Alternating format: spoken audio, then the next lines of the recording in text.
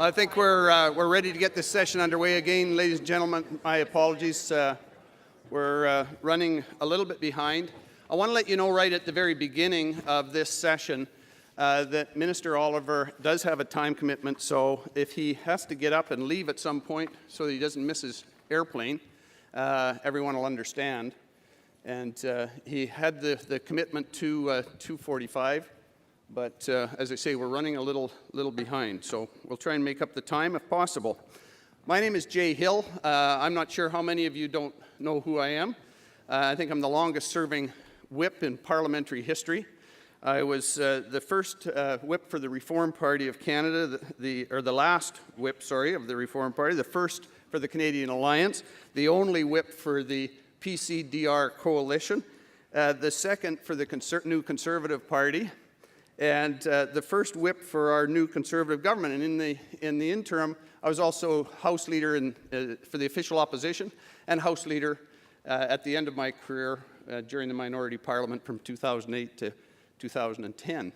So that's just a very quick intro to my bit of trivia. And therefore, I've been about a year and a half now that I've been retired, so I call myself a recovering politician. I'm told it's about a 12-step program. I'm not quite sure where I am on the scale, but doing my best to recover after 17 years in public life as a Member of Parliament. We've got a great panel today. The topic is energy development through smart regulation, certainly a timely issue to debate, discuss, and have different perspectives. We want to thank the sponsor of today's event, Canadian Natural, for helping sponsor this particular session. I want to thank Preston Manning and the Manning Centre for Building Democracy for asking me to chair this event, to moderate for you. It's a great honor. I want to very quickly run through the introductions in the interests of time management of our panelists, or what I call our first responders, because they will be responding to the remarks of Minister Oliver. So first up after the Minister's remarks will be Dawn Farrell. She's the President and CEO of TransAlta Corporation, and she became the President and CEO in January of 2012. Prior to her appointment, she served as Chief Operations Officer from 2009 to 2011. Ms. Farrell has over 25 years of experience in the electricity industry, holding roles at TransAlta and BC Hydro. She has served in many senior executive positions throughout her career, including from 2003 to 2008, Executive Vice President, Generation at BC Hydro. In 2006, she was appointed Executive Vice President, Engineering, Aboriginal Relations, and Generation. She holds a Bachelor of Commerce degree with a major in finance and a master's degree in economics from the University of Calgary. She's also attended the Advanced Management Program at Harvard University. So she'll be our first responder of the respondents. Second up, Nancy Olewiler, who is an economist at Simon Fraser University. She's professor in the Department of Economics and director of the Public Policy Program in the Faculty of Arts. Ms. Olewiler teaches undergraduate and graduate courses in natural resource and environmental economics. Her research has focused in recent years on sustainability, environmental policy, and its impact on the economy and international aspects of environmental policy. Ms. Olewiler's degrees, all in economics, are an honors BA from Barnard College, Columbia University, an MA from Simon Fraser University, and a PhD from University of British Columbia. Third, but not last, Robert Blakely. He represents 14 unions affiliated to the Canadian building trades, which represents over 400,000 skilled tradespeople across Canada. Prior to his current role, he practiced labor law on the employee side with Edmonton-based law firm Blakey and Deshwinsky. He has appeared successfully before various labor relations boards in Canada and all the way up to the Supreme Court of Canada. Blakely earned a law degree from the University of Alberta and was admitted to the Alberta Bar in 1978. A journeyperson plumber and pipe fitter, Blakely worked at his trade through university. He's also a certified human resources professional He was born, raised, and resides in Edmonton, Alberta. Now, there was supposed to be a question up on the board, and we were supposed to conduct a poll. There we are.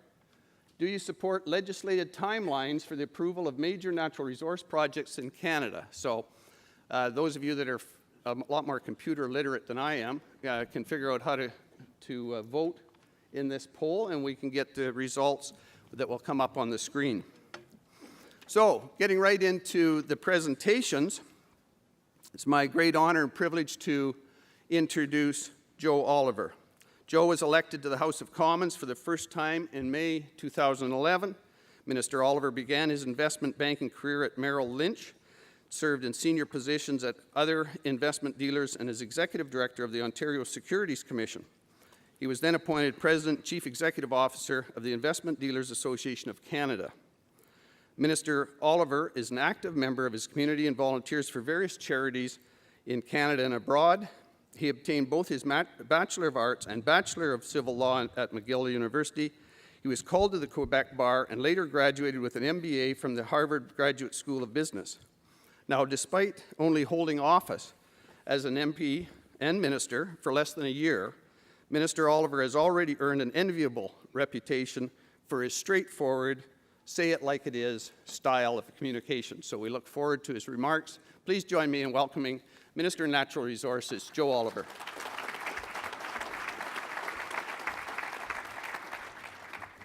Thank you very much, Jay, and my thanks to Preston Manning for the opportunity to be part of another of the Manning Center's prestigious event. Mr. Manning continues his significant lifelong dedication to the service of Canadians today by providing this forum for discussion of issues that are so important to the democracy and to our economy. I had the privilege of speaking at a Manning Foundation for Democratic Education event back in November when I discussed the need for Canada to take a more innovative approach to the regulatory process for major resource projects. We had an interesting discussion that day, and I'm pleased to see that the discussion has taken on a life of its own. The need to modernize our regulatory regime is in the minds of a growing number of Canadians and not just policy wonks.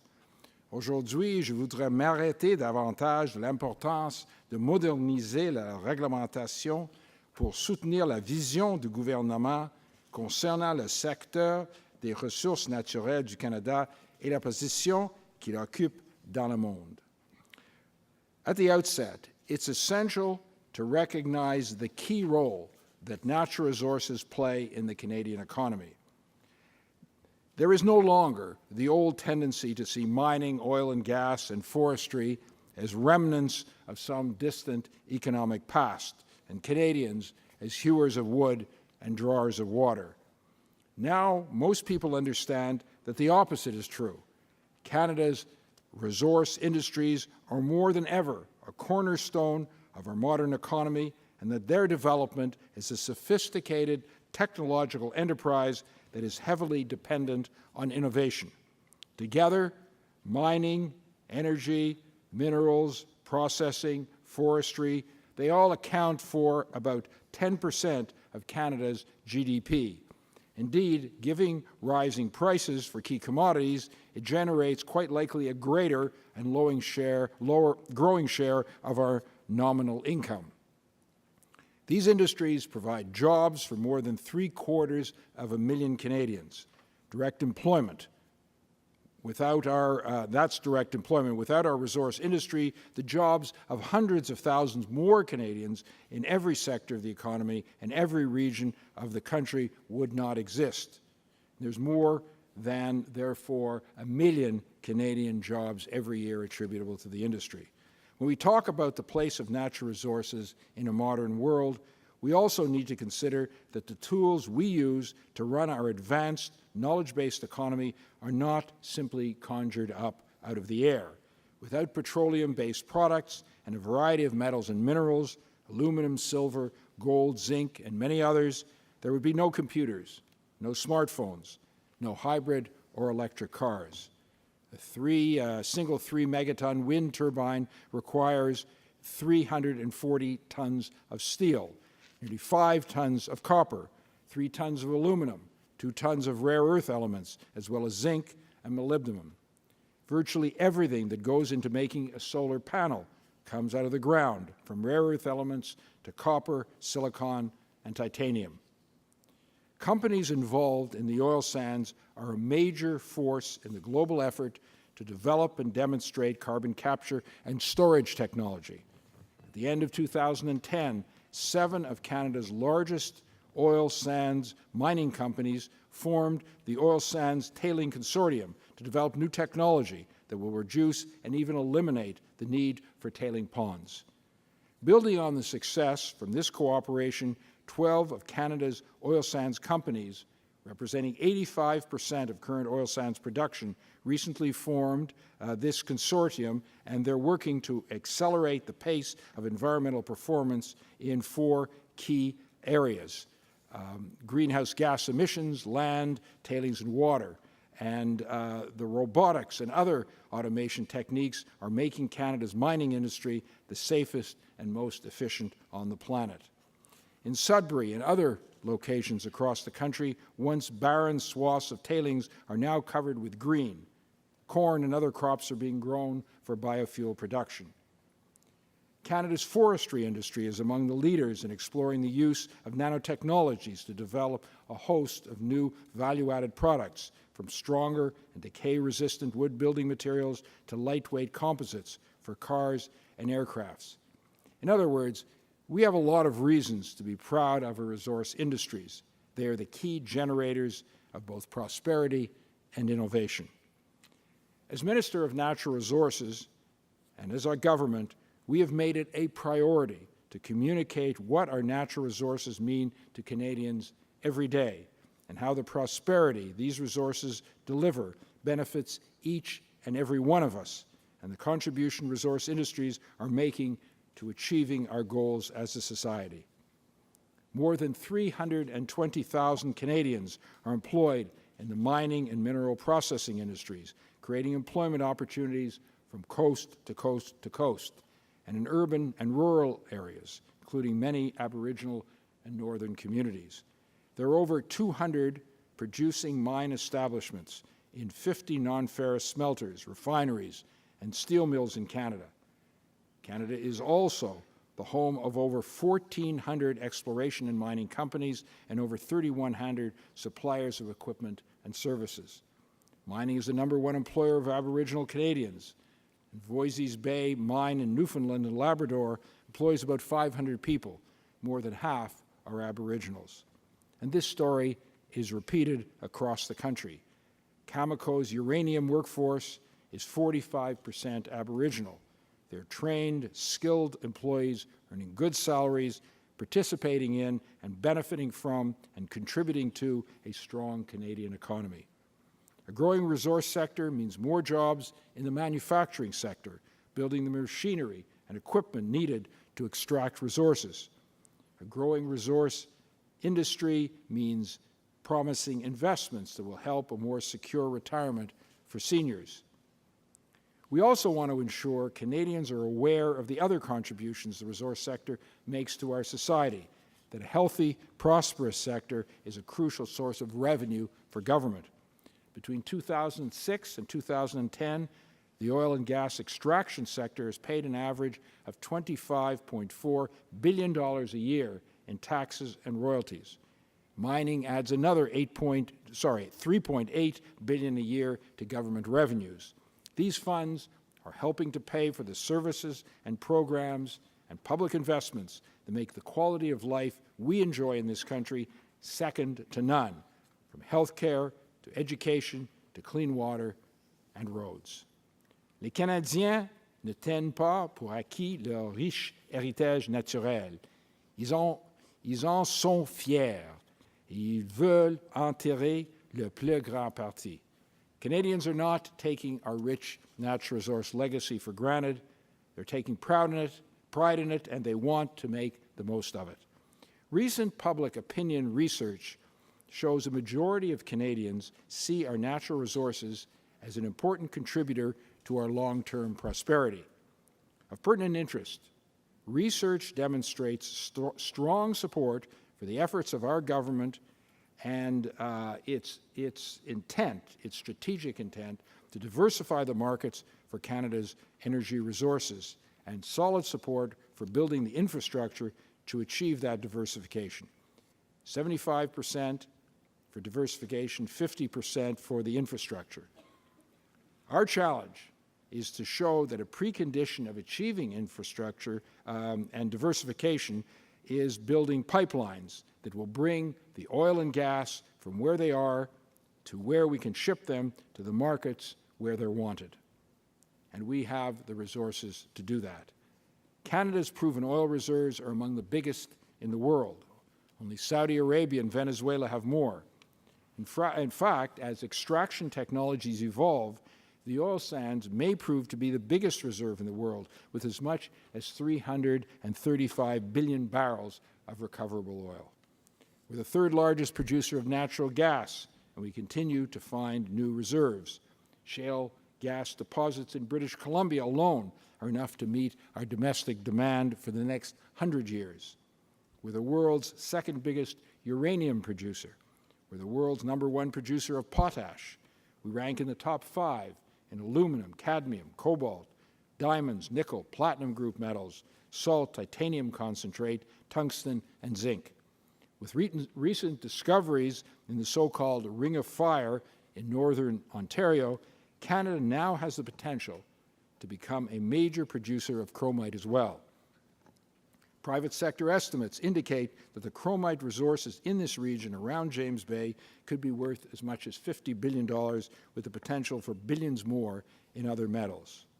Le Québec a annoncé sa stratégie de plan Nord en mai dernier. Il s'agit d'un plan de 80 milliards de dollars échelonné sur 25 ans pour intégrer la mise en valeur du vaste potentiel en ressources du nord du Québec de manière durable sur le plan d'environnement, tout en améliorant les conditions socio-économiques de la population du nord de la province. We're only beginning to understand the extent of the energy, metal, and mineral wealth in our north. The Northwest Territories is well on the way to becoming the third largest producer of diamonds in the world. And there's a new gold rush in the Yukon with an estimated 25 million ounces of hard rock gold deposits. So it's no wonder. We have the resources and we have the opportunities to make the most of them. In fact, we have more than opportunity. We have an imperative. It's not news to close observers that we are witnessing a major shift in the global economic balance with geopolitical implications. But the implications are not broadly discussed or well understood by the general public.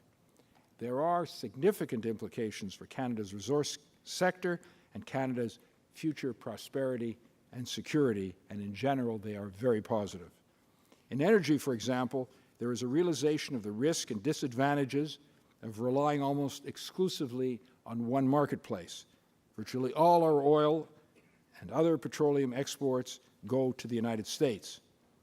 While there is an opportunity to increase exports to the U.S., it is by no means guaranteed. We have seen the difficulties surrounding approval of the Keystone XL project that could add 700,000 barrels a day to oil exports. We're optimistic that the pipeline will be built, but the timeline is certainly in question. Adding to the risk is the expansion of shale gas, I should say, in the United States. For the first time in decades, oil production is also on the rise.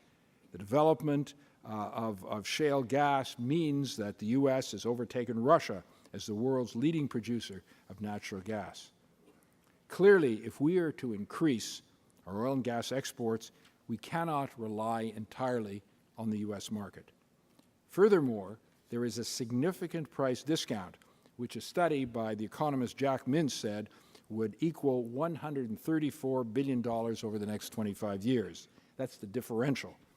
Fortunately, there is a huge and burgeoning market very interested in Canada's natural resources. I was in China with the Prime Minister last month, my second trip in 3 months. And I can tell you, there is a tremendous appetite for natural resources. to supply their manufacturing sector, to power industry, and to provide new housing options for hundreds of millions of people. Canada can really significantly satisfy that appetite, optimize the benefits of our natural resources, and bring benefits, economic benefits to Canada. And as the Prime Minister said in China, we are taking the Canada-China Strategic Economic Partnership to the next level. During the visit, the Prime Minister announced the successful conclusion of negotiations towards the Canada-China Foreign Investment Promotion and Protection Agreement, or FIPA. Once it's implemented, this agreement will provide a more stable and secure environment for investors on both sides of the Pacific. We've also reached an agreement that clears the way for Canadian uranium exports to China, a country that expected to bring 102 new power reactors online by 2029. It's estimated that Cameco, our biggest producer, will be able to ship as much as $3 billion worth of uranium concentrates to China through to 2025. The opportunity for Canadian oil and gas is even greater, and Canadian companies are eager to seize that opportunity. You're, of course, aware that Enbridge's proposed $5.5 billion Northern Gateway project, which would deliver oil sands crude to the West Coast, is currently undergoing regulatory review. Kinder Morgan is gauging interest in an expansion of its Trans Mountain pipeline that, if successful, would mean an additional investment of $3.8 billion. The long-term benefits of access to the Asia-Pacific market are enormous. A study by the University of Calgary's School of Public Policy estimates that the oil price differential, as I said, would be over $130 billion. Notre gouvernement est déterminé à faire en sorte que les Canadiens bénéficient de ce genre de possibilités. We continue to help make Canada's natural resource sector the most competitive in the world in every respect. We're investing a total of $125 million over 5 years in geosciences, geomapping the North, and developing new exploration technologies and techniques to allow more effective exploration for deep mineral deposits, the deep deposits that will play an increasingly important role in the industry's future prosperity. We're working closely with the resource sector and have strong industry support for the implementation of programs such as our Green Mining Initiative and the new Corporate Responsibility Strategy. We announced a new agreement with Alberta just a few weeks ago for enhanced environmental monitoring in the oil sands.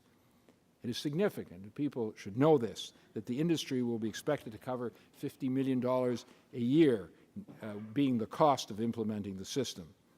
This agreement will enable us to strengthen and expand our collaboration in research and development to create new and improved oil sands technologies that are less energy intensive and produce fewer greenhouse gas emissions.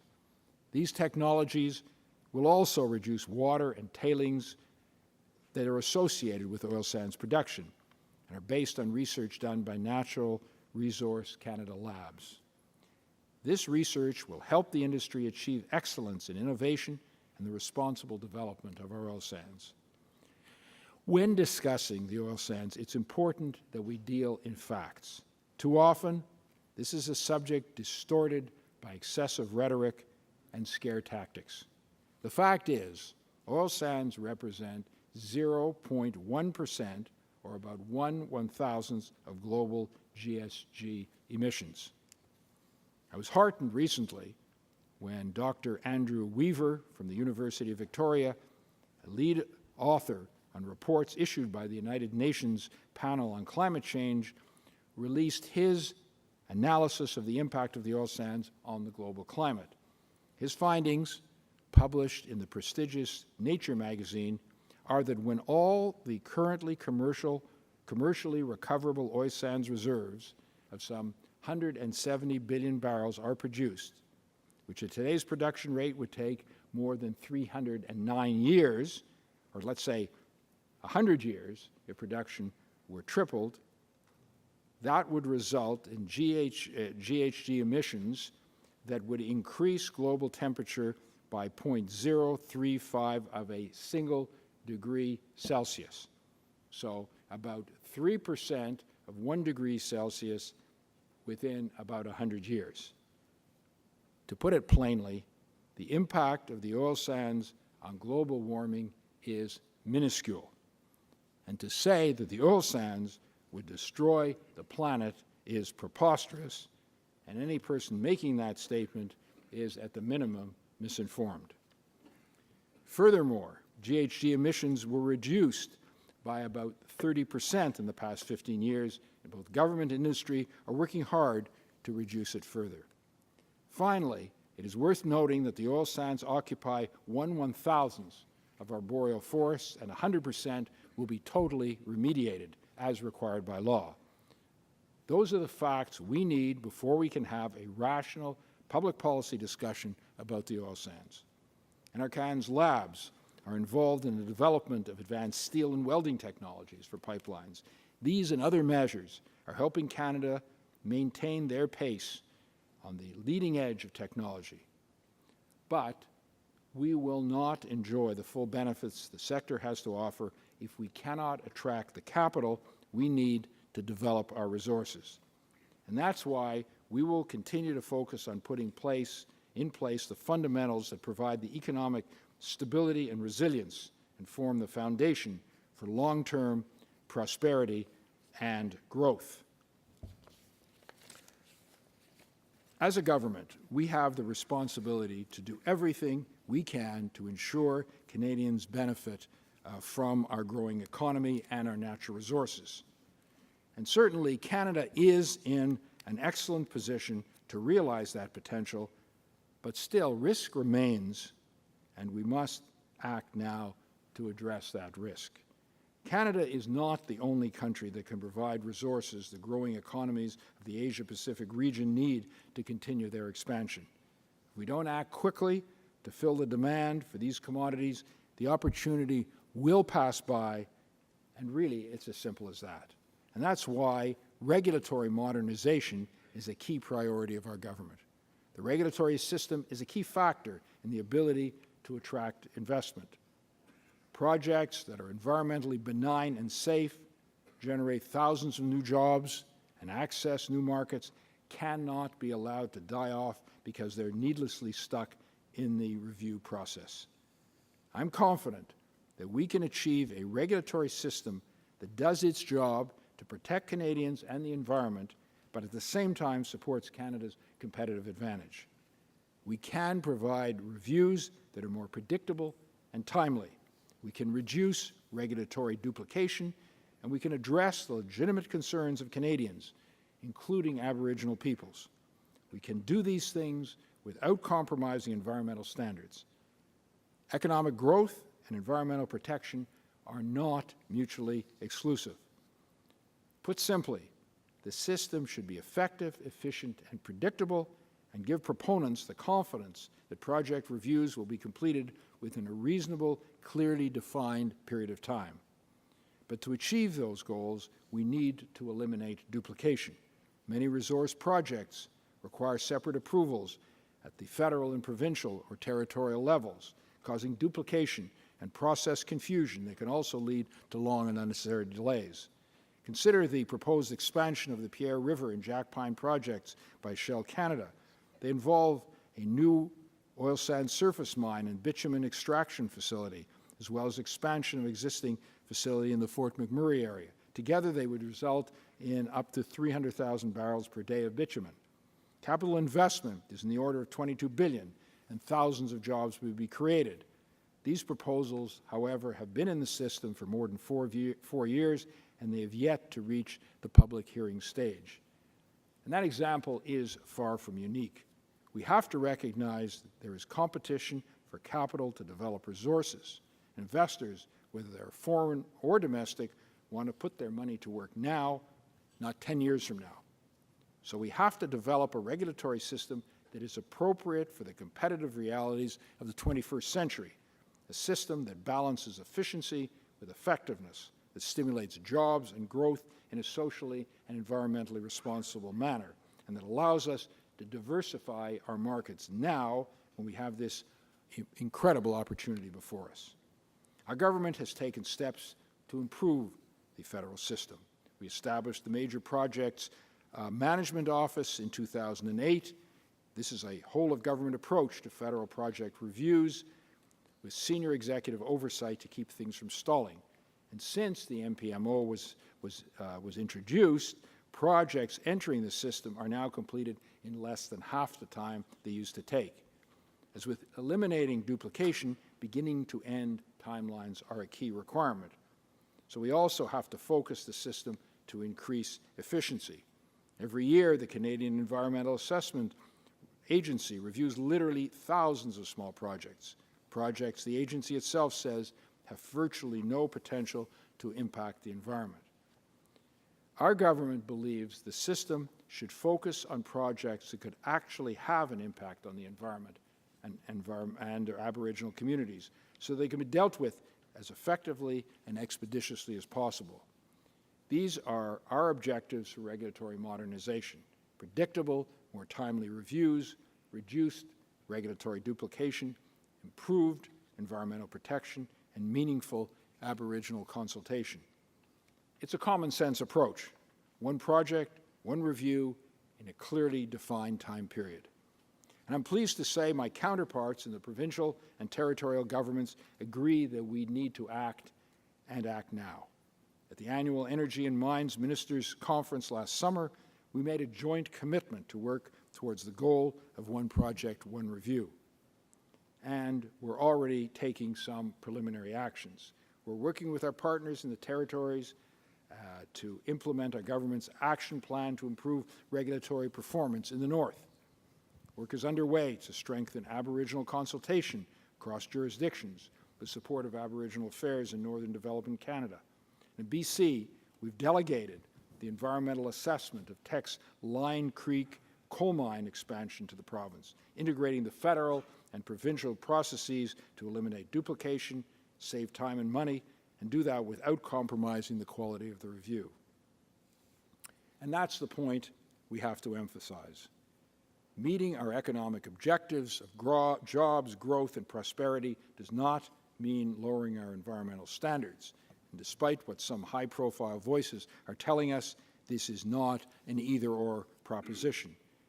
Canadians see these arguments for what they are: arguments based on a naive ideology that opposes any major initiative, however important for the country and however obvious the need.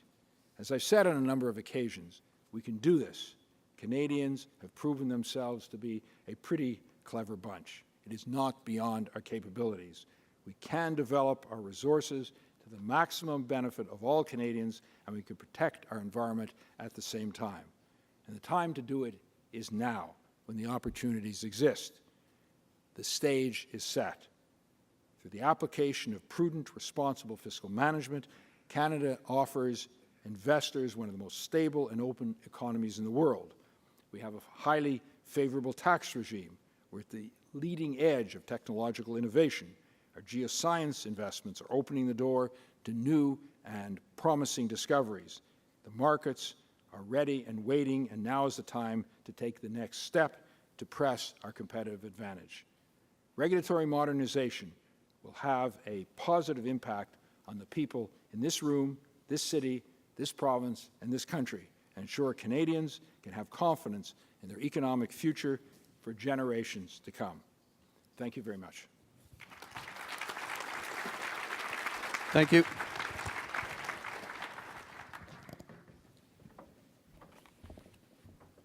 Thank you, Minister, and thank you, Jay, for the introduction. I think the Minister has done a great job of giving you the landscape in terms of the development in Canada. And TransAlta, we're the electricity provider for that development in Alberta, in Ontario, New Brunswick, Quebec, and British Columbia.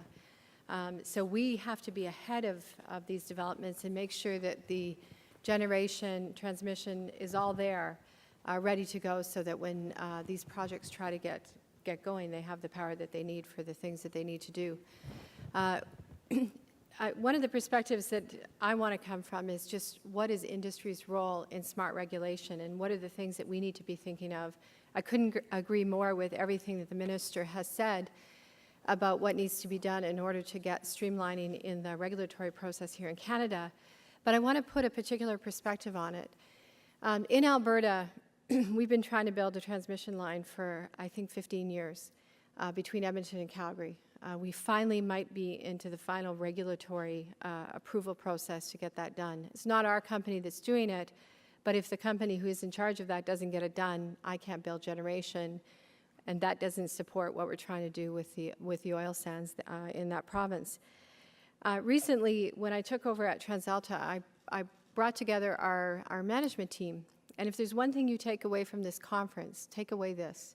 Go home, go on YouTube, type in Chinese building, 15 days, 360 hours, and you'll get to watch a building being built in China in December that was 30 stories. It was modular construction. It was built in 15 days, 360 hours, and it was furnished. It was a hotel. It was ready to be occupied after that. And I showed that to our management team, and I said, okay, guys, that's what the world is doing today.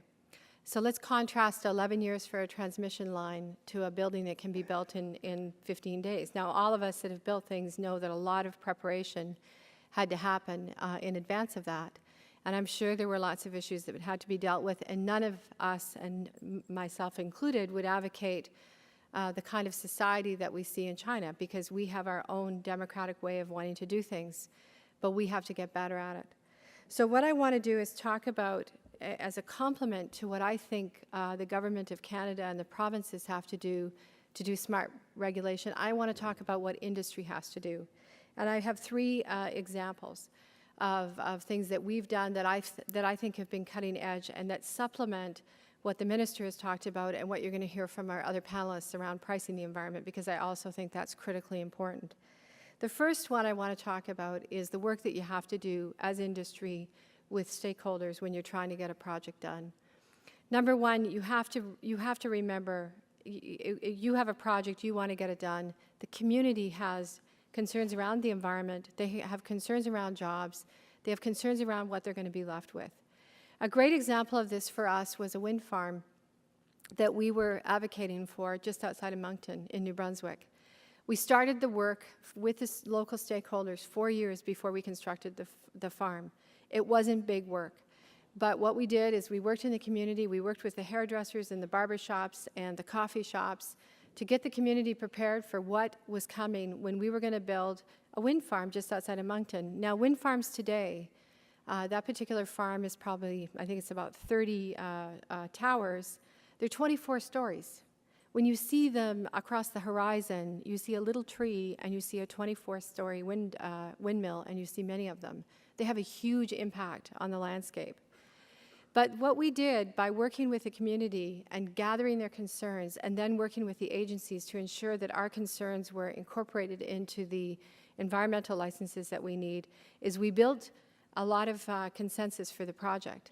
So the day that we took, the most important day of that project, there were really two, was the towers came off the ships in the harbor, and they had to be transported from the harbor out to the field. And we stopped traffic throughout Moncton.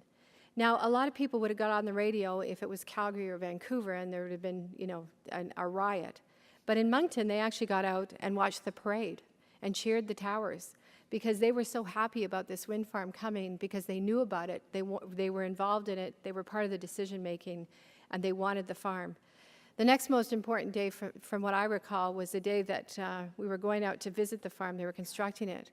We had 2,000 people watching the construction of the wind farm, along with the chip wagon from downtown serving fries and hot dogs. It was a big event for this community to get this wind farm. So to me, that's the best of what industry has to offer.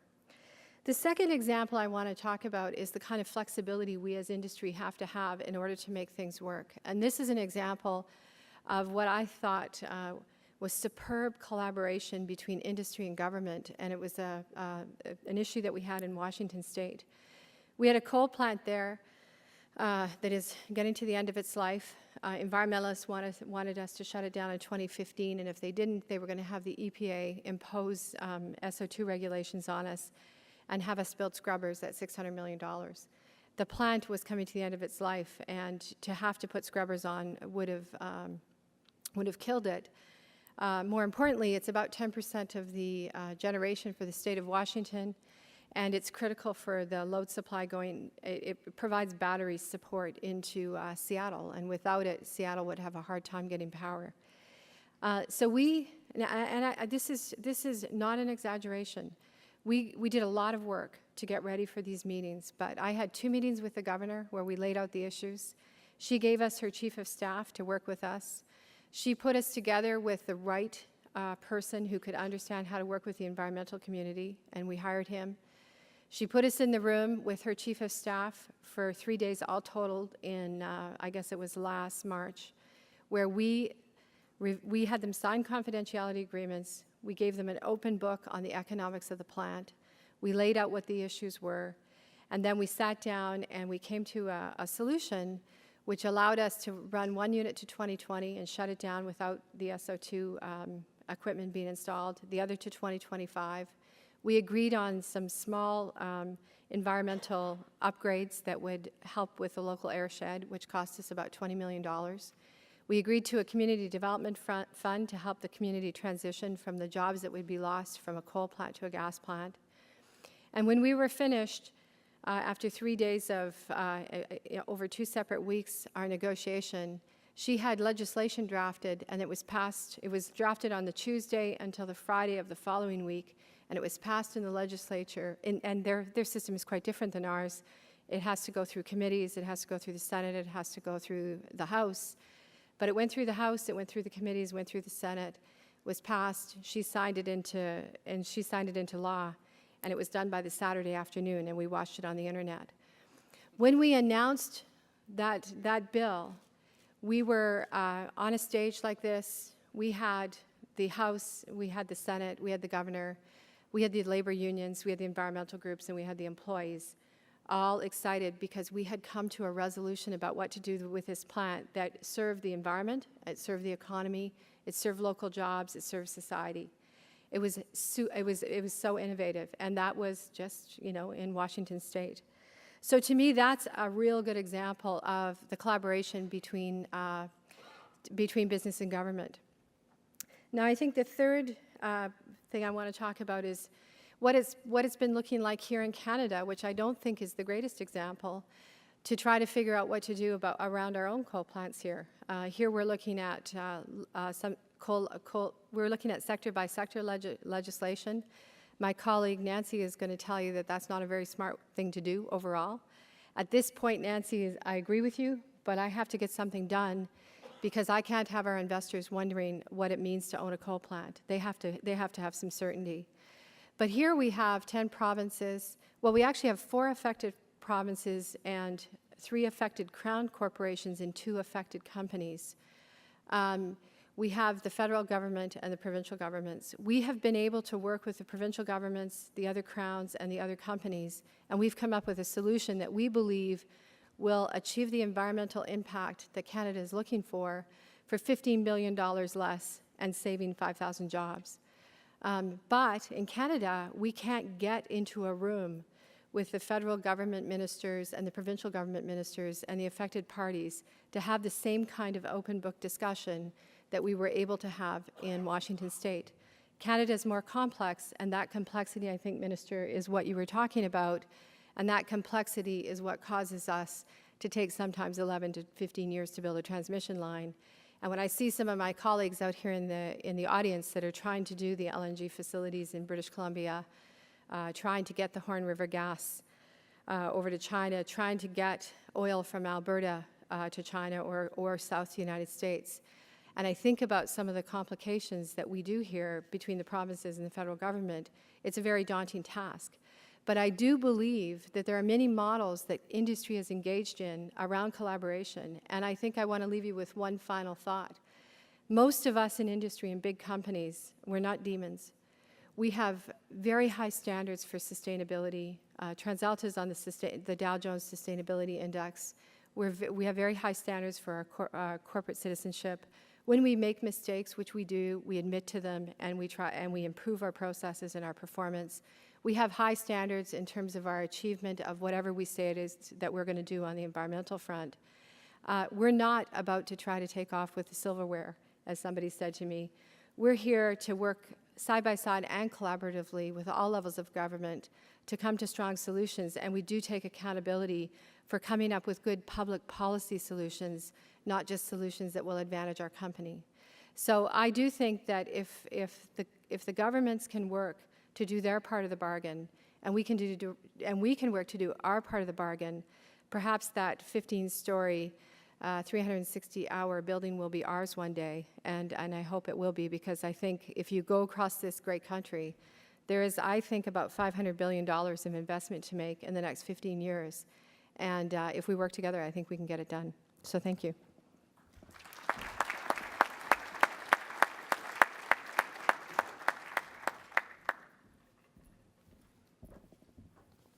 Good afternoon. Thank you very much to Preston Manning and the Manning Foundation and to the Minister for having this session and to broach this very, very important and vital topic for Canada, not only today, but for generations. I agree with virtually everything my first two speakers, the Minister and Don Farrell, have said. We need a better process. We need a more efficient and effective process. We need more predictability. But we also need, as Don Farrell said, to ensure we've got the right mechanisms to include the triple bottom line. The triple bottom line is including the economy, the environment, and society. So how do we do that? Well, we're talking about regulatory reform.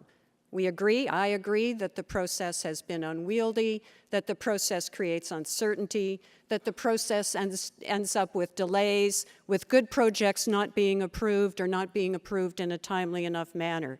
This causes jobs, this reduces economic growth. This is not an objective that any of us have in mind.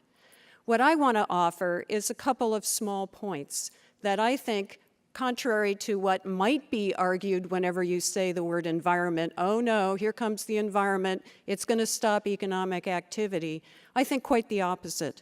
I think there are ways to include environmental values, environmental pricing, environmental measures in the process to not only make sure that they're part of the process, but to streamline the process as well. How can this be done? Well, one of the ways it can be done is to ensure that at the beginning of the process, we enumerate all of the impacts. We've been requiring this. This is not something new. We've had Treasury Board guidelines for what we call cost-benefit analysis for probably 30 years. We know how to do this. Some of the tasks are quite daunting. Some of the things we have to value are tough to value, but it doesn't mean we shouldn't enumerate them. Getting the impact of a project up front, right at the beginning, vetted by a single government agency, direction the government's taking, I'm totally supportive of, not having to go through many ministries, duplicating processes, et cetera, but let's get all the facts on the table at once, rather than having them eke out over time. Nothing is worse for the private sector than to go all the way down a process and find somebody brings up an endangered species and says, oh, by the way, you can't do that. So what we want, what I'm offering is a suggestion to get the information first up front.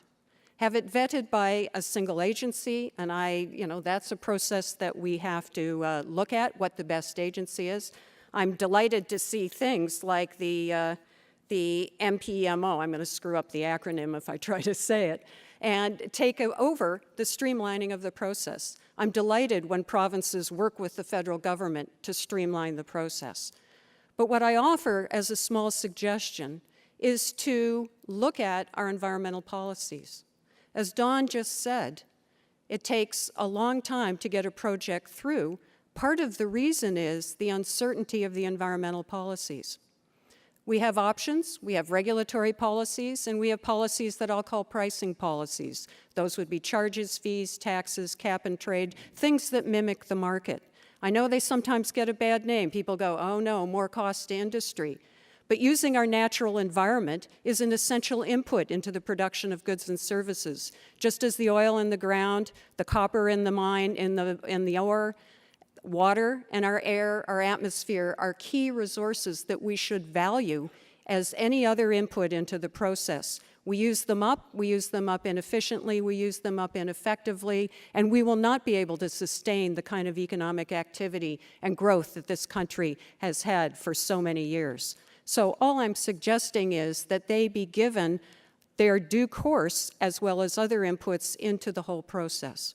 So as I said, there are two ways to do this. We can go the regulatory route, which puts on standards, performance standards. These are things that dictate to companies how they must behave with respect to their environmental stewardship. The other approach is to try to price some of the environmental resources. As I've said, through fees, charges. An example would be water pricing, where the water price isn't just an administrative charge. It reflects the scarcity value of the water. It reflects the need to treat the water if there are any byproducts that contaminate it. This is another approach. The certainty of this approach is there's a price, just like the price on labor, just like the price of capital, interest rates, et cetera, which allows industry to optimize, to maximize its productivity. If this is known in advance, then the simplifying process in the regulatory regime would be the following. A company submits its application, whether it's for a pipeline, a transmission line, a major new project. It enumerates all of the benefits and all of the costs. Including in the costs are its capital, its labor, and its environmental costs. If, for example, and I'm only using it as an example, there was a tax on carbon, would we have the debate about using the oil sands? Certainly some people would say, no, the tax isn't high enough, and it would have to be high enough to make sure that it wasn't just a token. But if the tax were there, would the critique be there that this is an illegitimate activity? I think it would dampen that critique immensely.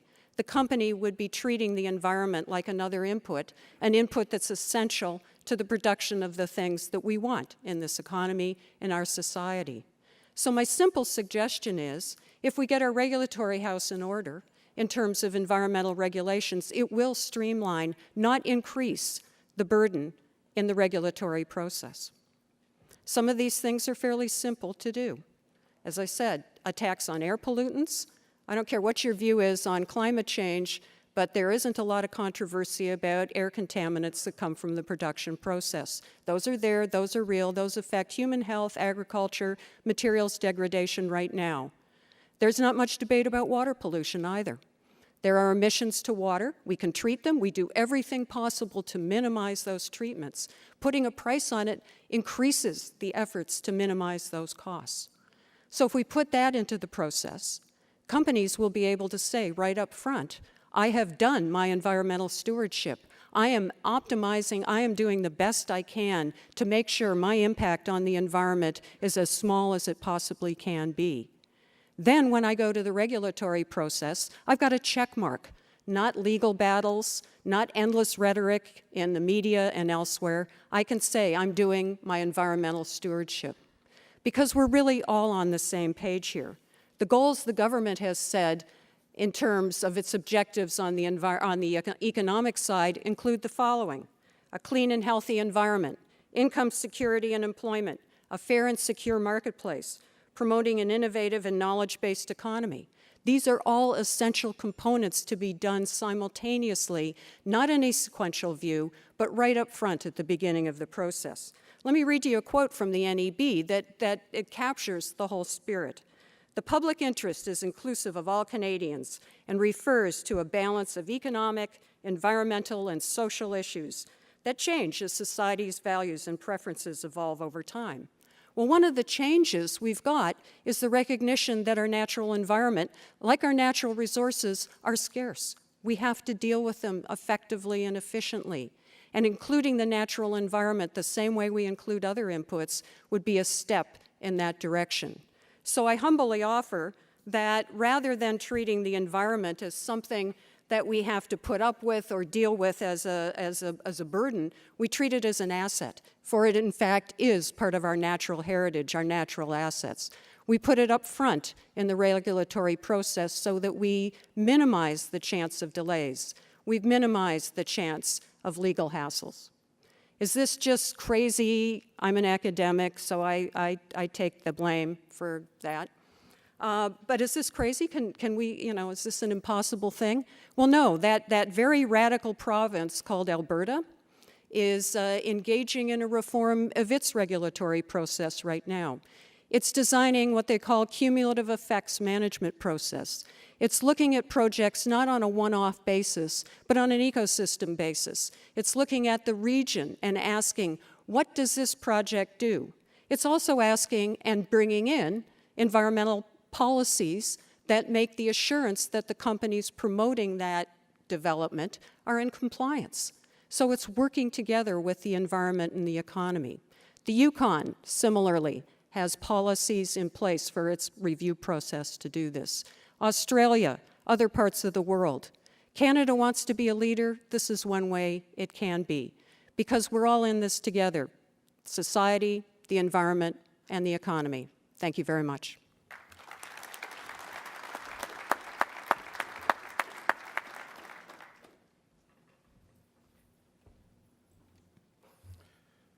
Good afternoon.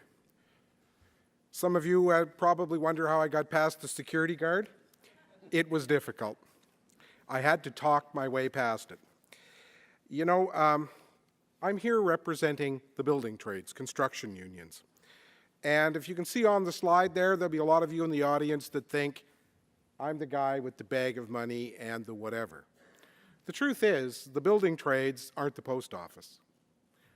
We are, well, we may be political. We're not partisan. We don't support any particular political party.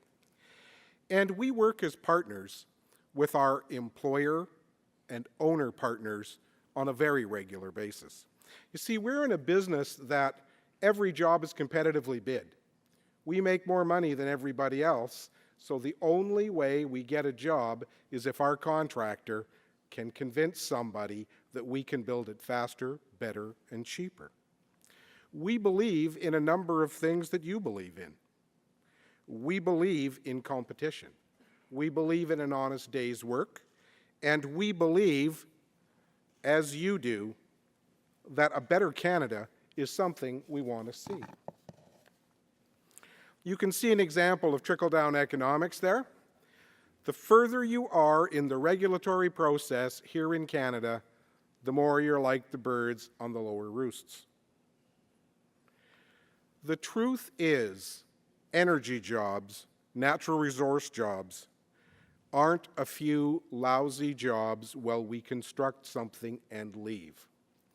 It may take 3 seasons to build a pipeline, but the truth is that pipeline connects one set of 50 or 60-year jobs with high pay, high skill, high challenge to another 50 or 60-year set of jobs, equally high-skilled and equally important. Whether it is a transmission line or a pipeline, neither the electricity nor the oil nor the gas gets out of the ground itself and moves to the end of the pipeline to meekly go to where it's going to be used. We have to build both ends of the work. And it means maintenance, it means sustaining capital, operations, and a number of other things. So our current system, does it have a failure to communicate? There is something wrong with the system that allows me to go and get a few thousand of my most intimate friends and go and complain about something. There is something wrong with lining up to complain even when I don't know why I'm there. There is something wrong where various departments of the federal government will duel over who has jurisdiction over something and then overlay it with the provinces. So we want a system that's robust. We want a one-stop shop system, and we want an effective system. Because the truth is, we live here. We are not going to destroy the environment for a couple of paychecks. And the truth is, our kids and our grandkids live in Alberta or Newfoundland or Sudbury. We raise our families there. So we want something that's going to take the environment into account. something that is going to look at the economic benefit and decide in accordance with some sort of plan that we hope great minds come up with, which deals with energy and the environment in a predictable way, that looks at a benefit that can flow to all Canadians. The word I would use to say about the process is it needs to be predictable. Here's a slide I stole from Suncor. It shows how the business changes. Today, roughly the same number of people are working on construction for Suncor as work in maintenance and operations. They keep adding billions of dollars worth of infrastructure every year. By the year 2015, construction and operations, permanent and temporary jobs are about the same. And by the year 2030, permanent positions are about 3/4 of what's there. This reflects what happens cumulatively to jobs when we develop our natural resources. Here's some of our industry metrics. 6,000 construction jobs produce 1,000 permanent jobs. That's about the size of the average nuclear plant, smelter, or oil sands plant. You can tell how old somebody is by what nomenclature they use. $1 billion worth of construction generates 5 to 6 million construction work hours and 250 full-time maintenance jobs. And if you do the gazintas, Alberta is going to add $155 billion worth of oil sands production in the next 8 years. That's a lot of jobs. Syncrude, which is currently not building any big project, spends $1 billion a year on sustaining capital. So does Suncor. CNRL, one of the sponsors of today, is getting into that boat as well. Every year, these plants go through a series of maintenance shutdowns or turnarounds. For 35 days, the plant is out of operation. 5,000 people come in, basically rebuild some of the components, and let it go to work again. Each one of those shutdowns is part of a series. And in terms of indirect jobs, for every construction job, there are 7 other jobs produced. Remember I talked about the workforce? We need people, just like Lord Kitchener needed cannon fodder. And so do our employer partners. And this is part of the regulatory system that we need to deal with. In the short run, we're going to need some temporary foreign workers. We're doing much better at this, but the truth is it's sometimes easier to get someone from Brunei than it is to get somebody from Montana. The guy in Montana may speak the same language, may have worked for the same client, may have worked for the same contractor, done the same training, and will return home when it's all said and done. But we have some difficulty getting them in. We have the sort of immigration issues with the provincial nominee programs, with the Canadian Experience class. We're investing in people, and we invest in them for 4 years, and then they have to go. Perhaps not the smartest investment. In the longer term, we need to have 20 to 30% apprentices on every construction job in this country. It means 250,000 apprentices at any given time. And we need the capacity to train those people. And we're going to see people who are different than what the construction workers of the baby boom generation were. You know, 20 years ago, no one expected that the baby boom generation would ever retire. Baby boomers fooled everybody. We're actually going to go.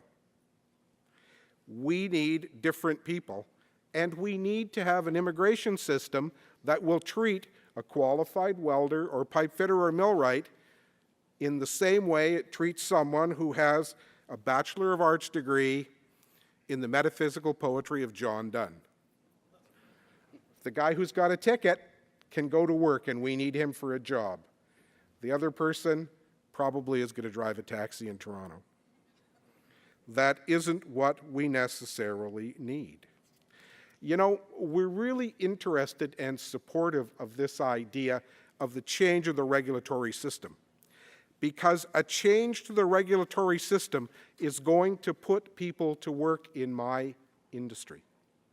Roughly 1.2 million construction workers in the country who would like to be at work all the time, and the possibility for other young Canadians who are looking for challenging, high-paid careers for those 50-year jobs. There's tons of them. All we need to do is act now. Merci beaucoup.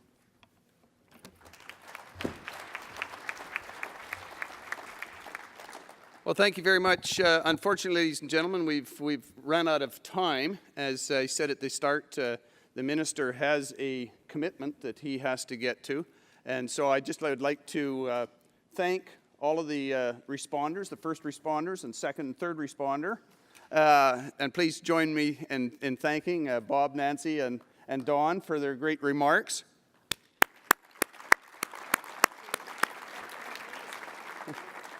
And thank you very much, Minister. I think you've got some more food for thought as you go away. I noticed that there seemed to be a commonality of the theme when it came to advocating for effective, efficient, and predictable, and I would add timely regulatory reform, the improvements that we need. So we wish you well, Minister, as you move forward on bringing these improvements to our regulatory system in Canada and working with your provincial counterparts to accomplish that and make sure these projects move forward in a timely manner.